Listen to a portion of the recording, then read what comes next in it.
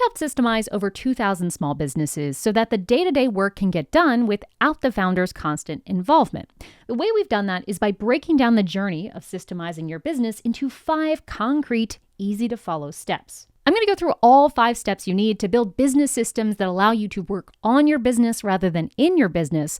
But first, let's talk about the 3 most common lies that are out there about systemizing your business that don't actually work when it comes to small teams like yours and mine. If you were to Google how to build a business that runs without you, or how to act like the CEO of your small business, the Be Like Me approach is what you're going to find all over the front page of those search results. It's about somebody who has systemized a business once or a handful of times, basically saying, hey, here's how I did it. Just do what I did. It's often going to be accompanied by that kind of voice and, probably a suit and tie or some shit like that. Anyway, these people are going to make claims as to what you need to do to systemize your business based on their sample size of 1, their personal experience. And I love anecdotes. I love stories. You're going to hear probably a lot of them in this video and definitely in the other videos on my channel. But when it comes to best practice of what actually works to systemize your team, a sample size of 1 or even a dozen businesses is not enough to really make any conclusions. The fact of the matter is, Be Like Me only works if you are actually exactly like the person giving the advice.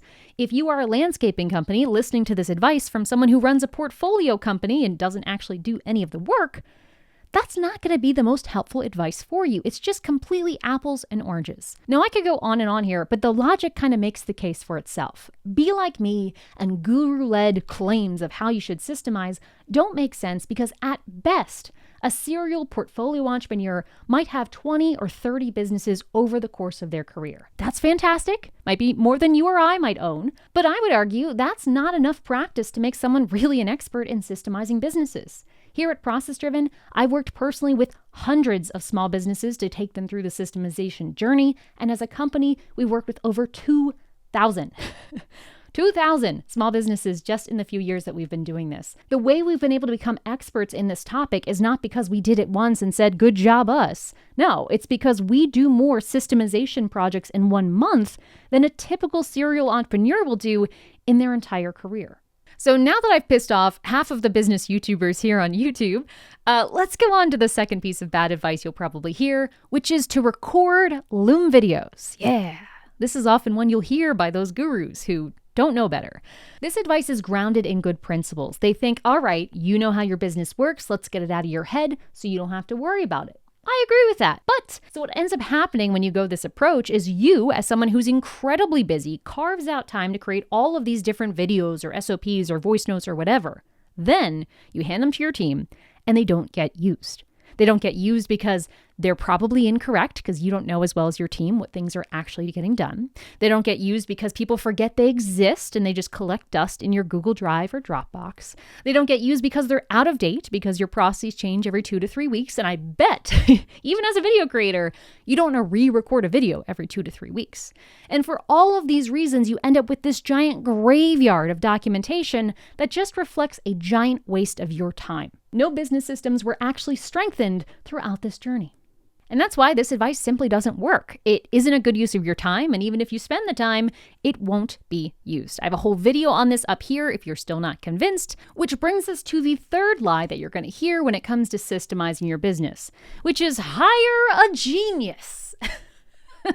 Sometimes they go by different names like integrator or business coach or certified expert. But the hire a genius strategy is all about the premise that you are not good enough to systemize your business. And I call bullshit on that.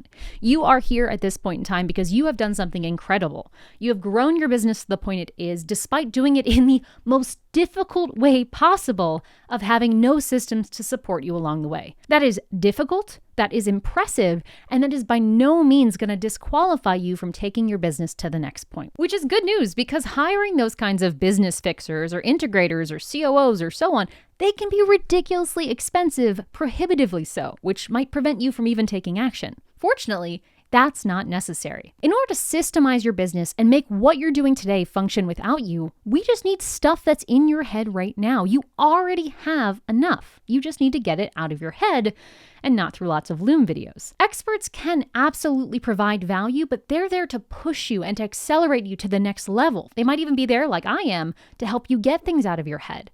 But they're not the solution to the Systemize Your Business challenge. You are. Most clients, before they work with us here at ProcessDriven, they've tried some of this crappy generic advice. So if you have also tried it and it hasn't worked for you, you are not alone. And in fact, go ahead and write the comment, I tried, in the comments below, just to let me and others know that we are not alone in this trial and error journey with system building. Go ahead and write that in the comments. So what does actually work? Well, if your business is running you and not the other way around, the answer isn't to run faster. It's to build systems. And no, not like those generic ones you're going to hear in other YouTube videos like delegation systems and 80-10-10 and ACDC and blah, blah, blah, blah. No. What you really need is just one thing. It's the system to systemize your business, a continuous improvement engine that you set up, but your team exists in and uses every day to make your business more and more and more documented and efficient as they go through their day-to-day work. Notice I said as they go through their day-to-day work. This is not an extra thing. This is just something that's part of how work is done. So with that intro out of the way, let's go through the 5 steps to systemize your business, starting with the first one we work on with clients, which is what? Answering what your business does might sound really simple. You're like, oh, Layla, I've been running my business for 37 years. Of course I know what we do. You might be surprised because I have now run our exercise for identifying what your business does with thousands of clients at this point. And I can list on one hand the number that actually accurately listed all of the actions their business does in their first go around. The fact of the matter is, you know what your business does generally. But the specific actions that you do, down to the details like when do you take out the trash and when do you send birthday cards and when do you back up your email system, these kinds of finer details you probably don't remember or even know about. And that is the level of detail we want in order to systemize our business. We want to break down each area of responsibility in your company one by one. The way we do this at ProcessDriven is actually through an exercise we guide clients through. Takes about an hour or so, but it gives you an exhaustive list of all of the functions inside your business. Small businesses have a few hundred areas of responsibility within their team, and trying to memorize those is usually a recipe for missing things. So that's why those exercises can be very helpful. An example of area of responsibility might be the maintain your website process. Inside that, you might have duties around updating plugins, improving the website, fixing issues with the website, but at the end of the day, website is an area of ownership inside your company, and that's just one. You want to think about all of the other little things in your business that you do, and we want to get them all out of your head. If we don't get them out of your head, they're going to be something floating in your mind, which means you are the one responsible for them. Now, the reason we want to break down what we do in such granular detail is so that we can ultimately delegate it. But before we get to that, I want to hit on some FAQs around this what section. The first FAQ that tends to come up is, wait, is what the same as tasks? Like, is this what we need to do? Short answer is no. They are very similar, but there are some differences. And to learn how they are different, you can watch this video up here where I break down zones of responsibility versus task delegation. The second question that tends to come up is, how long does this take to get through, to get all of these processes out of my head? And the answer is it depends. With our clients, I would say going through our exercise, it takes about an hour to get a really good brain dump down. You'll find 1 or 2 that are missing over the months to follow. But what's so magical about this list of what you do is that it stays relatively fixed over the years. So actually, if you watch the training I have in the description below, it goes through our exercise for how to define what you do. And it also shows you that once you create this list of what you do, it changes very little as the business grows. So it's a one-time investment of an hour or 2. Some people, if you really want to be a perfectionist, you might spend 3 hours an afternoon. But once you have it, it then works for you as you continue to systemize your business in all of the steps to follow. But for the full deep dive, check out the training I have in the description below. Now, once we know what we are doing, we need to figure out who is responsible for them. And there are 2 ways to define that who. Method number 1 is to pick a person, pick their name, say, hey, Bob is in charge of the website. That is pretty good, and it's very easy to say, Bob is in charge of this, and that's great. But the second way, the stronger way, is to actually assign responsibility based on roles. So we would say the website manager is in charge of the website. And it just so happens that Bob is currently the website manager. He's also the CEO and the social media manager and. The reason job roles are so valuable is because in small teams like yours and mine, we're not like a big corporation. Like we might have one person in 5 different roles in the business. Good example, yours truly. My name is Layla. Hi, nice to meet you. You might know me as the content creator at ProcessDriven, but I'm also the founder of ProcessDriven. I'm also the CEO of ProcessDriven. I'm also the email newsletter writer at ProcessDriven. And probably more importantly than all of those other things, I'm also the lead consultant for process projects here at ProcessDriven. That's a lot of process. These are 5 different hats that I'm wearing. And in the years to come, there's going to be a time where some of these hats are going to be delegated, so I'm not wearing 5 of them. I might take, for example, the newsletter writing, and I might have somebody else write those newsletters. And if I did that, I could just take everything that's attached to the role of newsletter writer and give that to the new person. By having everything broken out by role, it makes it very easy to delegate and split and grow the business over time. Now, that example about my own roles here at ProcessDriven really tackles the number one FAQ that comes up about this, which is, what happens if I'm a team of 1? How do I answer this who? Well, the answer is think of the roles, not the people. You, probably like me, have multiple roles that you are functioning in the business. Capture those rather than just thinking of people's names. Now, the second FAQ that tends to come up here is, when should I be worried about who? And, obviously I have it here as step 2. So I would suggest for most of us to do it in the second phase after we figure out what we do. However, if you are one of those lucky ducks that has outside investors, you have capital into your business where you have a lot more money than you have time, I would actually flip the order of these.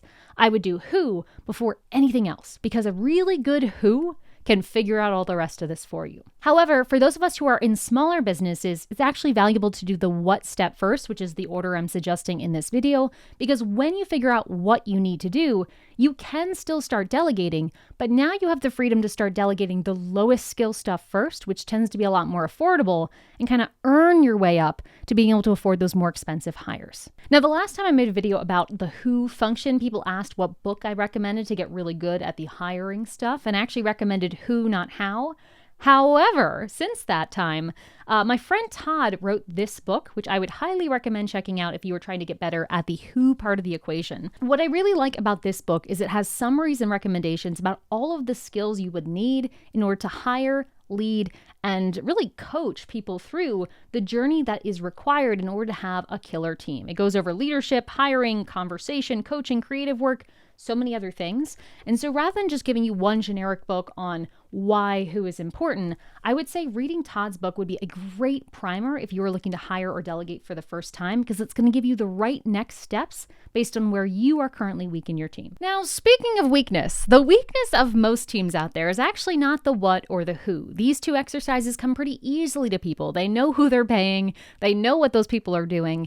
But the next one, where is tricky. This is an infamous one. Where, which is the third question of systemizing your business, is the question of where do you store all the information we've gathered so far and are about to gather? The answer is one tab of your browser. So our goal is to have everything that you need in order to work in or run your business available within one search bar. So oftentimes that will mean a project management software such as ClickUp, Asana, SmartSuite, Monday. There are so many different tools out there. I won't get into that in this video, but selecting and setting up this kind of structure that is shared by everyone on your team is going to be worth its weight in gold. But I know there's a lot of questions that come up around the software and technical piece of this, so I'm going to go through all the FAQs one by one. The first question is, do I really need a specialty piece of tech to store where my business systems live? Do I need one? Well, the answer is yes and no. If you already have a task, project, or work management platform, odds are you can use that to systemize your entire business, no extra costs. If you don't have a tool like that and you're relying on things like Slack, email, spreadsheets, task management tools that are very simple and individual, those kinds of things, yes, I would highly suggest getting a tool like this, because most of these tools out there, they start at a free price. I mean, you can do pretty much everything you need to do for $0 a month. And what they allow you to do is stuff that you just will not find in any CRM, job management platform, or so on.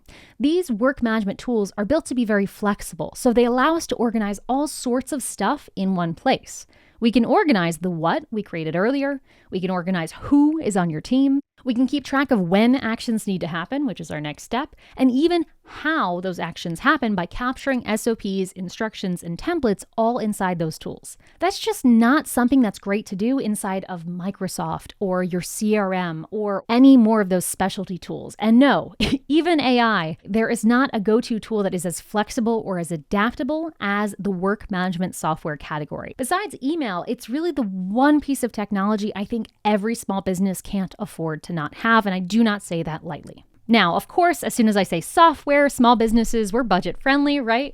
The question comes into cost. Like I already said, most of these tools start at $0, and the ones that are most expensive are like $15 a person. So as long as you save at least an hour a month, this is absolutely going to be worth it for you. And I'm pretty confident you will save far more than that by using a tool like this rather than hunting and pecking around WhatsApp or your email tool. But speaking of other tools, when I start talking about all this tech stuff, people usually start to bring me war stories. Most of the clients we work with here at ProcessDriven are coming to us because they've already tried to DIY. They've used Asana, then they switched to Trello, then they tried Monday, then they tried ClickUp, blah, blah, blah, blah, blah. And in their own words, they'll tell me, Layla, none of the tools worked. And if that describes you, I want to say this next bit in the most loving way possible. But the problem is not the tool. I mean, it might be a little bit, right? You might just fundamentally pick the wrong tool. That sometimes happens. But more often than not, the problem is how you or your team are using it. If you have bad structures about when work is getting done and who is responsible for what, those bad habits are going to follow you in every software you go to.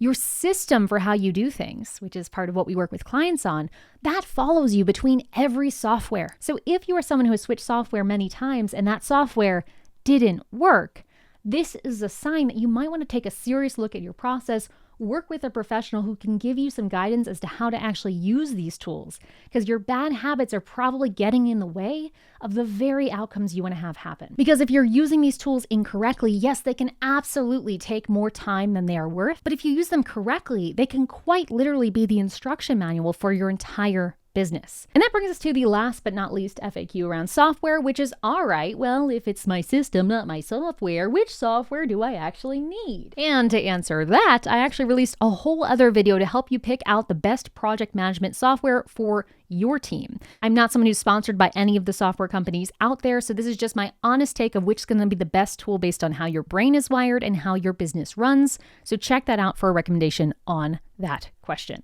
But with these FAQs out of the way, we are ready to go from where our business is systemized to when does work happen? That is our fourth question and the fourth thing we would want to work on if we were working together to systemize your business. To boil when down to its simplest form, we are talking about deadlines, cadence, workflows, rituals.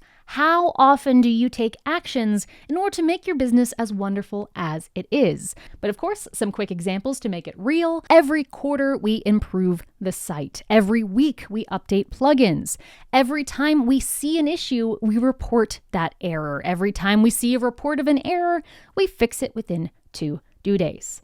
Some of these dates are fixed due dates, meaning they happen on a calendar cadence. Others are one-off but reoccurring. Whichever way you slice and dice it, the cadence and the rhythms of the actions that happen in your business is the fourth step we need to systemize. Breaking down the yearly, quarterly, monthly, fortnightly, daily, weekly, whatever routines of your business is a time-tested practice, and it really has become a common piece of advice for good reason, unlike some of that other bullshit. It's a very helpful way to figure out where is your time and energy being spent, where do you need to hire, and if you were to hire, what kind of things would that person take on? Right before filming this video, I was messaging with my team member, Mariah, and I was talking to her about delegation, and I was like, Mariah, who should we be hiring next for the marketing team? And what she did is she looked at what are the reoccurring actions that happen in marketing. And she recognized, proofreading newsletters, responding to sales inquiries, blah, blah, blah, blah, blah. All of these routine, reoccurring things she was able to spot in an instant thanks to having our when recorded. Having this cadence written down makes it very easy to figure out how to get help when you're overwhelmed, like I was, where I talked to Mariah about this. Now we know, based on that quick review, that if we were to delegate things like proofing emails, we could get me back 5 hours a month. That's a lot. And so we know that thanks to having the cadence of our work written down. This is very helpful when it comes to delegating from existing hires, creating new roles, or even just giving clarity to existing team members. Think about your team. When you're hiring or when you're managing, having clear expectations of what actions you expect and what success looks like is just as helpful as having key metrics. And key metrics, by the way, are like performance numbers. And I have a whole video on how key metrics can be helpful here up at the top. Now, some common FAQs when it comes to the when phase is, number one, what if I don't know when things happen? If that's the case, there are two options. Number one, observe yourself. When you notice yourself doing something, like instinctively, I go check the mail every day. Great. Write that down. The other option, if you don't want to wait for observation, is to talk to others. Talk to your employees, talk to people who are your business friends, talk to your spouse. They will likely be able to recognize in you things that you just tend to do regularly that you might not be able to see yourself. Our goal in this when phase of the project is to get an exhaustive list of every recurring action at what cadence our business does so we know exactly what it takes to operate a business like ours. This is how we achieve the end goal of having a systemized business that we can see all of in one tab of our browser. Now, once we know what, who, where, and when our business is operating, we are down to one final question to get us to full systemization, and that is how. The how phase is what most people think of when they think of systemizing their business. They think of process maps or SOPs, which are standard operating procedures. They think of checklists and templates and all these time-consuming things. And while these are helpful, in our experience systemizing small teams here, it's actually the last step of the journey. The reason being, all of the other steps we've already talked about, what, who, where, when, all of these ones give us some knowledge about how the business works. And for a lot of things in your business, just knowing what needs to be done, by who, by when, and where you can find the info, that is enough for most things you need to do. I would say 80% of what you do. The only resource we can't get more of is time. And the only situation where I would want to spend extra time on creating extra documentation is if it actually makes a difference for those 20% of things where having step-by-step instructions would really add value. For a quick example of what it might look like to have instructions for your business, you can watch this video up at the top where I go through how to create a standard operating procedure in a lightweight way that adds additional guidance for your team and tells them exactly how to do a specific set of actions. Granted, you can also watch this video up here where I highlight why it's really important for SOPs to be written by team members rather than team leaders. Don't miss that one if you're going to go down the SOP rabbit hole. But just remember on this note, you can always add more documentation. You can always add more templates, more SOPs, more checklists. You can always spend more time. But if you spend more time than is necessary, you will never get that time back. So with this one particularly, I would caution you to really be cheap. Budget your time, force yourself to focus, and use every shortcut in the book to keep this as lean and efficient as possible. Some frequently asked questions about this how phase, which is probably the most popular part of process documentation or business system building, is how exactly do I keep my documentation lightweight, but also detailed enough to be useful? My answer to you is pretty simple. Steal my template. Like, you don't have to do this the hard way. I give away the SOP template I use for myself and for clients in the description below this video. You can download it inside your software of choice or inside a document for free. And that will show you how to structure out an instruction document in a way that has been proven to work for thousands of teams at this point. So check that out. And that kind of brings us to our second question, which is, do I need to get specialized software for this? Much like I said previously, the answer is no. While tools like Trainual and Scribe and similar tools can be very nice and fancy, in my experience, they rarely add a lot of extra value. And in almost every case, it's just as time and cost efficient to create standard operating procedures directly inside the tool you're using to track your tasks. That makes sure the instructions are right next to the actual work that needs to get done and people don't have to flip between tabs. It's just way easier. More on that in the video up at the top, and I will also put the links in the description below in case we run out of cards we can put at the top, because I think there's a limit. Okay. Speaking of which, the next question that tends to come up is, do I need to create this how documentation before I hire someone to help me? And the short answer is no. In fact, it's often a great idea to have new hires help you create this material rather than creating it for them. There are so many reasons for why this is, but once again, I have a video on this topic you can watch. I'll link it above, and it'll also be in the description below. Next question that tends to come up is, where should I start? I have so many things I could write instructions for. Where should I actually spend my time? My suggestion is pretty straightforward. Think of the last major mistake that happened in your business, the one that really hurt you, that still kind of makes you sick to think about. Got it? Yeah, I bet you do. Sorry, touchy subject. You want tissue? No. I like how I'm making a joke and you can't even talk back to me. This is great. This is the best audience, actually. Wow. So I want you to think of that most painful mistake, and I want you to write the instruction that would have prevented that mistake from happening. I'll go through some examples here in a minute, but that is the best place to start if you're not sure. Now, if you are so lucky as to not be able to think of a major mistake that happened in your business, which is unlikely, the next place to go would be right where money changes hands. So right where the sale happens. Usually right after that is another great spot to create some more systems for, because that tends to be the most high pressure time in the business and where every single mistake can really hurt you. But before we go into some examples, I want to zoom out for a second and look at how all of this stuff sits together. You see, when we start to capture what we do, who is in charge of it, where do we keep track of it, when does the action happen, and how do we do that action, we end up with the answers to all of the questions we need in order to have a systemized business that can run without us, without constant interruptions, emails, Slack pings, and owner dependence. What's cool about this is when you zoom out and actually look at it, this breaks down into two neat little halves. The first half of the journey of what do we do and who is responsible for it is a founder-led phase of the journey. This is usually where an executive team or a founder or a business owner will be driving change forward.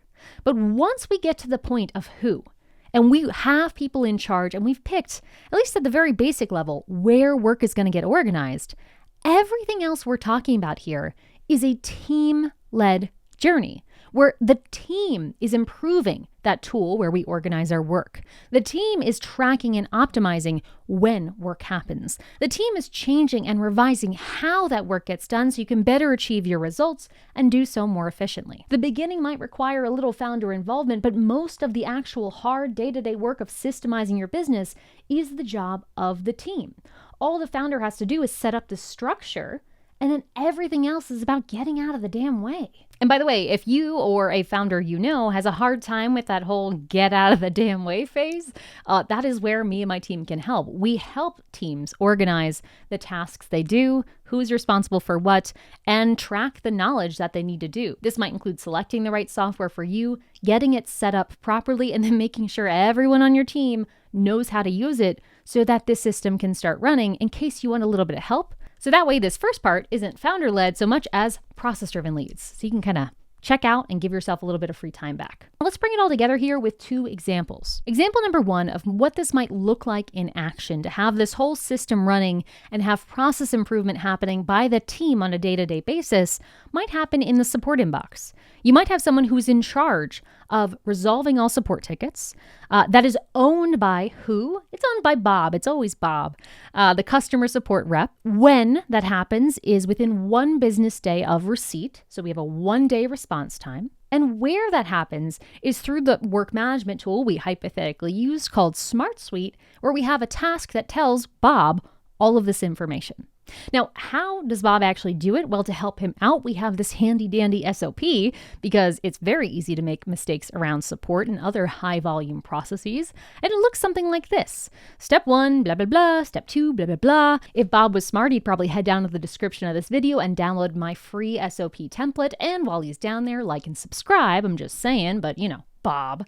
And if you'll pay close attention to this SOP, there's actually 2 steps in this instruction that have a feedback loop component. Step 3 says, if you wrote an email that might be used again in order to respond to this request, save it as a template. Otherwise, move on. See how that's a feedback loop that could make this easier next time around? The next one is, If it would add value, and only if, add an FAQ to our website about the question you just answered. Again, we're using human decision making to make sure we're not adding too many FAQs. But this is giving us a feedback loop to make fewer support tickets in the future. This is all the magic of this how piece of the equation, and it's something that Bob, in this case, is in charge of improving and optimizing, and leadership's job is just to encourage Bob by, telling him to build systems, by sending him this video, or even by just setting key metrics that say, hey, Bob, your success is evaluated based on the number of self-service support tickets you have. These are all different systems we can have feeding together to build this feedback loop of systemization. To give another example, we're going to go into my husband's line of work and use the trades. So let's imagine there is an area of responsibility which is cleaning the job trailer, which if you've worked with any contractors, tends to be a neglected area. So that's an area of responsibility. We've put Jane, our shop lead, in front of it, in charge of it, and she has to do that every second Thursday. There is an instruction task inside Monday to remind her what, when, and who is responsible for doing that. And in terms of how she does it, there's also info in Monday that looks something like this. It's just a simple checklist that says, hey, make sure you do these things before you say all is good. By the way, if you are skeptical about whether or not checklists like this could be helpful to you, read the book Checklist Manifesto, where it highlights the powerful implications of keeping simple checklists like this for everything from doctors to pilots. Inside this process, we don't have a concrete feedback loop, but we do have a reoccurring obligation, a rule on the team, that if something is broken or missing, we take the time to add it to the list so it's not missed in the future. In this way, how this process works is designed to continuously get stronger over time as we add more and more steps into our checklist. And yes, it is getting better and better over time without management dictating anything or the CEO having to get personally involved. That is what we are after here. Team-led systemization, collective improvement for the betterment of all of us, team productivity, not individual top-down bureaucracy. You don't have time for that, and we don't need that. For more systems examples like this, I've got a collection of 4 in the video I've linked in the description below. While you're down there, go ahead and like and subscribe. Okay, all right. We've been filming for a very long time now.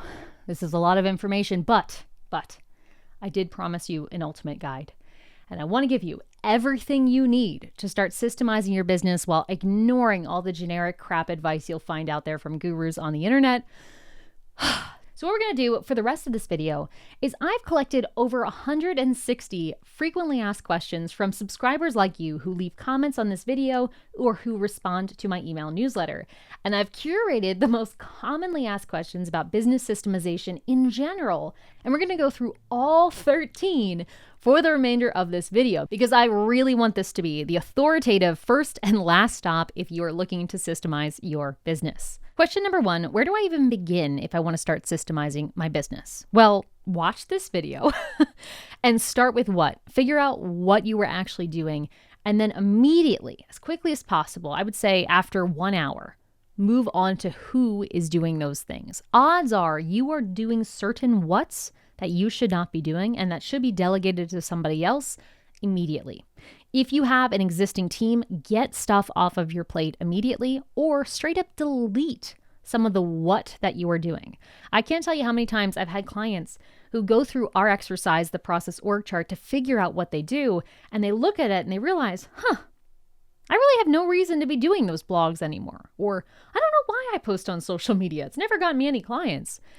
If you can just delete some of what you do, systemization goes much faster. It's a lot easier to systemize 50 things than 5,000. So what is where I would begin? And I would really focus on systemizing things that allow you to delegate so that way you can free up time to systemize even more. The next question is, how do I organize all of this stuff without it becoming a giant mess? Even if you use a project management or work management tool, you have to really structure it to make sure you can keep track of what, who, where, blah, blah, blah, blah, blah, without it becoming overwhelming. And the answer is to, once again, just use our template. Unlike the other one, this is not one that we have available for the public, but if you work with us as a client, we literally give you a suggested structure based on your team for how to organize all of this stuff and then some inside your work management software. Now, if you are in a phase where you just don't have funds to work with us, but you want to get this going, you can also watch the video I will link in the description, which gives you a simple 3-list structure for organizing your work that will give you a really great starting point for organizing all of this stuff. But once you have your business organized and you have policies and procedures and tasks, how do you make sure your team actually uses it?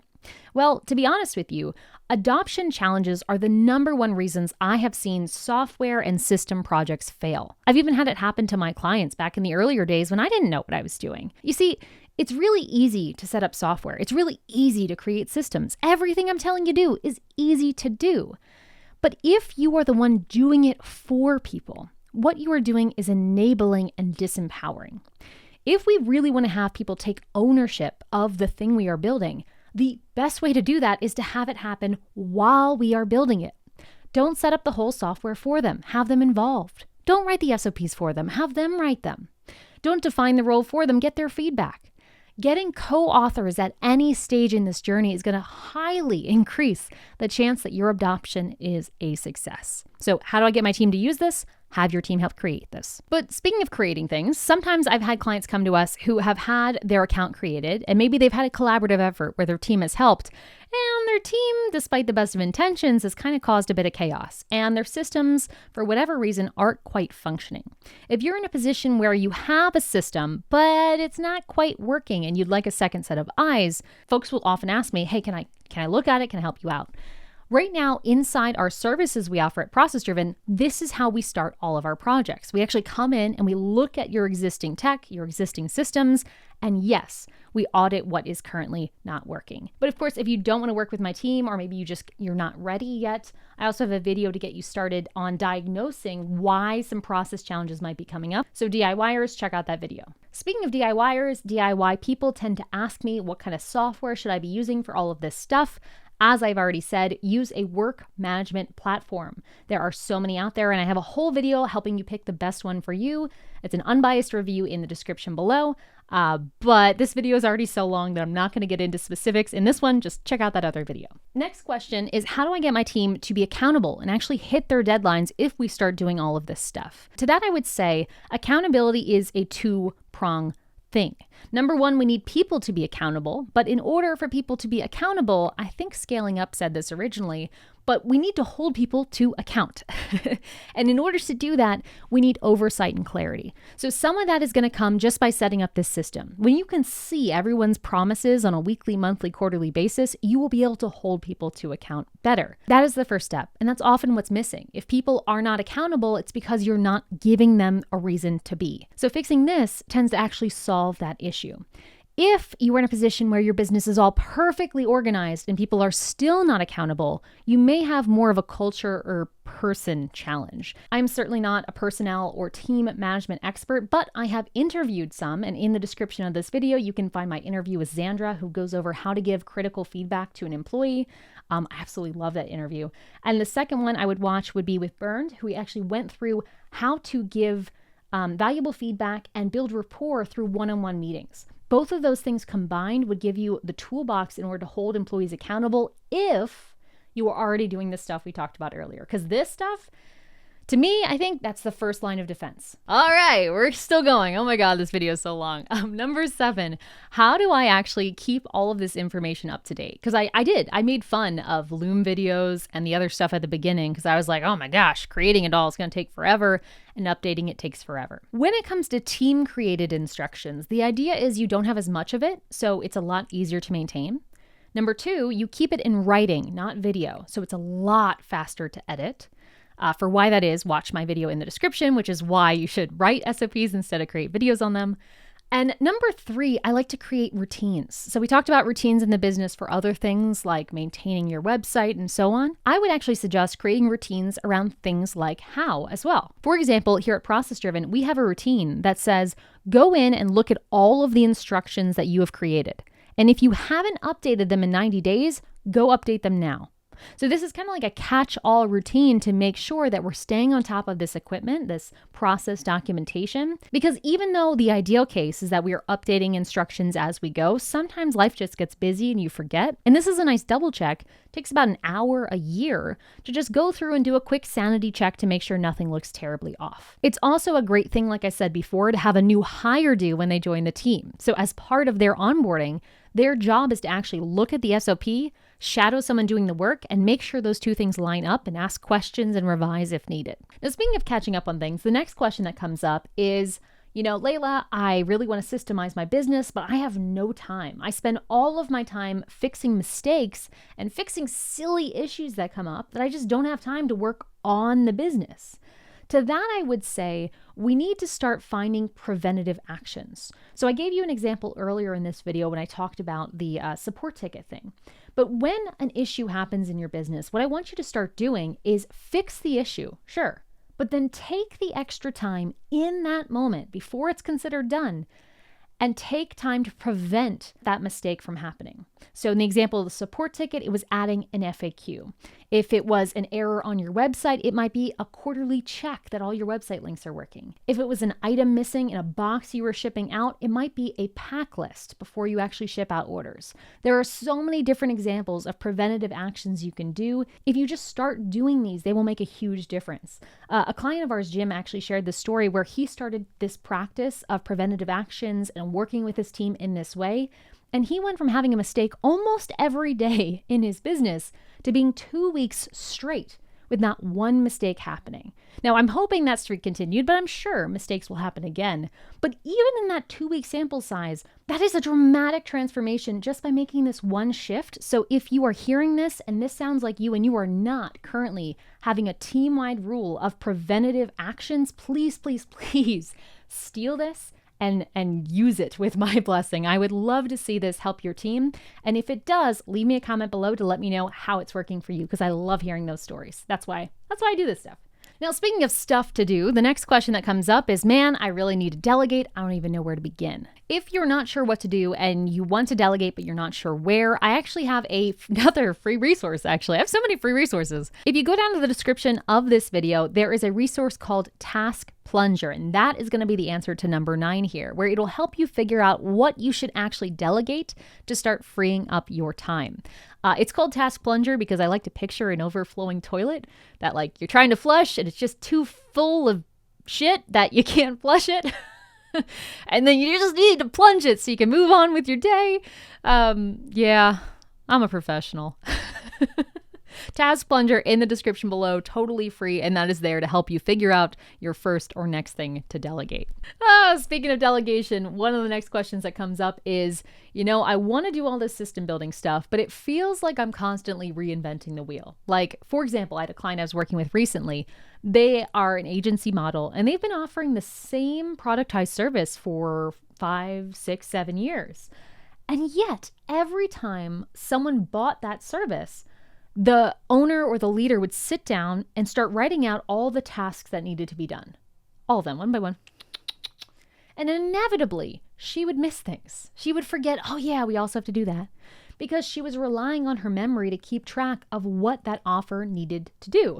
And that's just not a good use of your brain power. And it's the definition of reinventing the wheel, because every time a project comes in, it's rolling the dice as to whether or not you remember what all needs to get done, let alone whether the team knows what needs to get done. To fix this issue, create a template for your project, a list of all the things you need to do once, and then duplicate that every time a client comes in.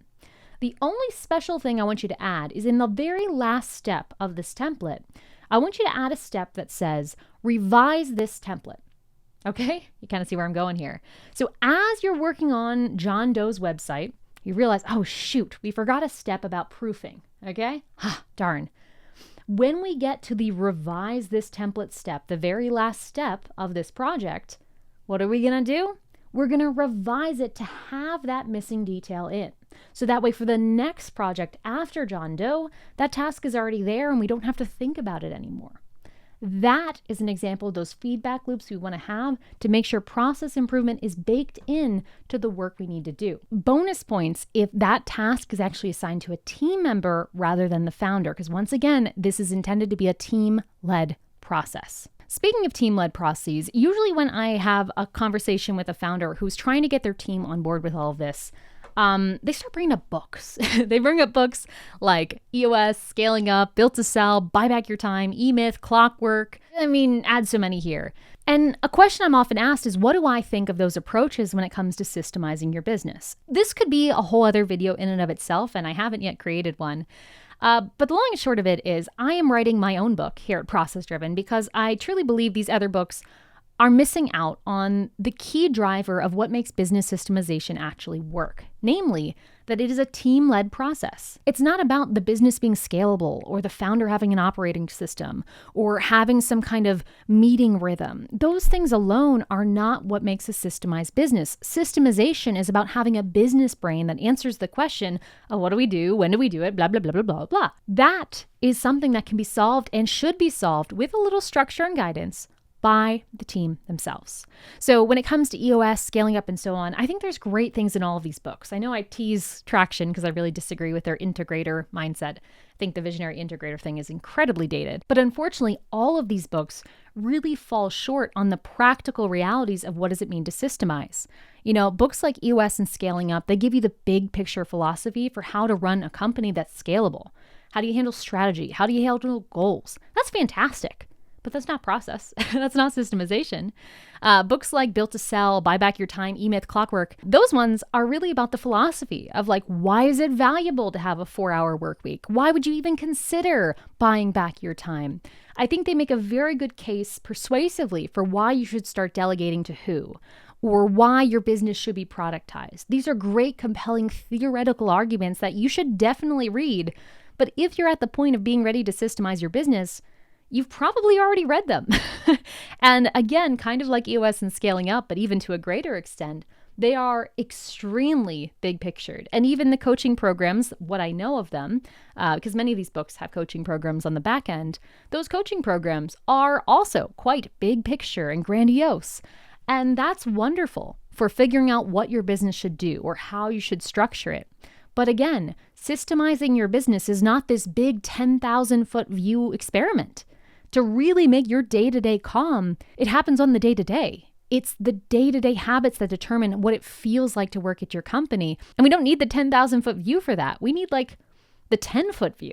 And that's what ProcessDriven does. After you read a book like this one, I would definitely say reading any of these is a great use of your time, but it's not going to tell you how to systemize your business. I think they leave off where ProcessDriven picks up, so I don't think you'll see a lot of overlap in terms of their approaches. Which brings me to my next question is, how did ProcessDriven get started and how did I end up being a process consultant? I mean, there's really not a space for business systemization, let alone, how does someone get into this? So for me, my journey was quite non-linear. You can read my full about on my website. I'll put the link in the description below, my full story. But I was a first-generation college student. I came from kind of a blue-collar background, as you might be able to tell. I got a scholarship to college, which was amazing. I ended up getting a job in financial technology. Didn't love the job I was in, but worked for a great company. And in that job, I was working on process training stuff, kind of by accident. And I found myself spending a lot more time on that than the work I was actually supposed to be doing, which did not play to my strengths at all. So fast forward a little bit, I ended up getting the opportunity to move up in that company to rotate into an overseas position, which was my dream job. And once it was actually staring me in the face, I realized this dream job would have been my absolute nightmare. I didn't want anything to do with it. All of the things I would be doing on a day-to-day basis would stress me out, would bore me, just felt like a zombie. And so I quit with no plan. Ended up working in a nonprofit while I helped my now husband start his carpentry business in the trades. And while working with him, I realized, oh my God, business systems, like how do we actually organize all this stuff we now have to do as a business? It felt like the Wild West. It didn't make sense to me, especially in the pre-AI era. How was it so hard still to figure out how do I send an invoice? Like what does one do? I couldn't find the info anywhere. And so from there, I ended up starting my own business shortly after where I was a virtual assistant where, you guessed it, I started setting up software and systems for people. And one thing led to another. I started making YouTube videos as tutorials for my clients. That's it. I created tutorials for my clients and YouTube was free video hosting. So I started uploading these videos to answer client questions. And then other people started finding them. And then I just stuck with it for years and years and years. And ProcessDriven has since grown into a business that's focused on systemizing other businesses. I've learned so much along the way, and something that's been very lucky about starting early and kind of learning from the ground up, from virtual assistant to content creator to CEO, I guess now, is I am learning how to systemize businesses along with my audience. I'm a little ahead now. We've got a few thousand reps. But like I said at the beginning, I'm not going into this as someone who's exited a business or has bought a portfolio up. But because of that, I get to see the boots on the ground reality of thousands of businesses. Like, I get to do this every day, and the repetitions are where expertise came from. That and just kind of being naturally wired this way. So that's kind of my roundabout origin story. You can read more about that on my website. But last question, last but not least, Layla, can you just do all this for me? So when it comes to systemizing your business, like I said at the beginning, you know the information that's required to systemize your business. Does that mean you have to lead this change? No. I mean, you can work with my team. We will guide you through this and make it as easy as possible. You will need somebody in-house to set up and then run the system long-term. Like, no one else can do that for you. This is such a core function that subcontracting this just doesn't make a whole lot of sense. But we can absolutely speed up that learning curve. That's what this whole business is about, helping other businesses systemize their operations so that ultimately small businesses stay competitive, they stay great places to work, and so that more high-performing talent goes into small businesses rather than going to work for the corporate people and then burning out like some of us have. So can I do it for you? Not exactly, but I can certainly make it a ton easier. If you end up talking to somebody else who says that they can systemize their whole business for you while you don't do anything but sit on a beach and watch Netflix, I have one word for you: run. And with that, we have reached the end of our ultimate guide to systemize your business. I am ready to go take a nap. Though at this time of the day, it might just be called a sleep. If you'd like to find any of the resources I mentioned in this video, check out the links in the description below. There are a ton of them because this is an ultimate guide after all. If you have any questions I did not answer, go ahead and drop them in the comments below. But until we talk next time, thank you so much for watching this crazy long video. I really hope it was valuable to you. Please like, please subscribe, please share this with a business owner you know who needs this information. And until next time, enjoy the process.